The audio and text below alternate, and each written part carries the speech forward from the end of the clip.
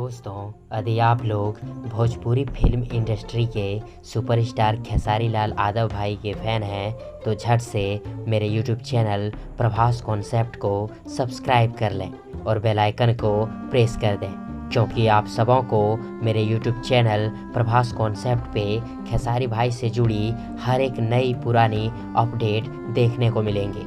Okay friends, तो चलिए video शुरू करते हैं।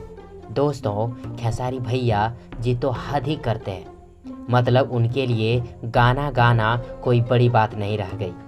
अब देखिए ना, कुछ ही दिन पहले मजे मजे कटीरतिया सॉन्ग निकाले, फिर उसके तुरंत बाद लड़की पटाना छोड़ दे गाना निकाले, और फिर आज 4 सितंबर 2020 को खेसारी भाई ने अपने नए गाना बॉयफ्रेंड बना लो का अनाउंसमेंट कर दिए हैं।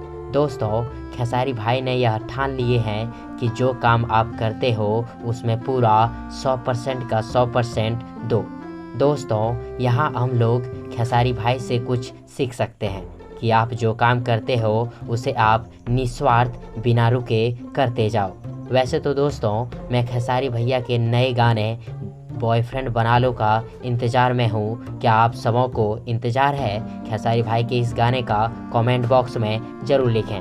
और यदि ये वीडियो आप सबों को पसंद आई हो तो वीडियो को लाइक करें, वीडियो को शेयर करें। थैंक्स। मिलते हैं एक और नए वीडियो में, तब तक के लिए गुड बाय, गुड लक।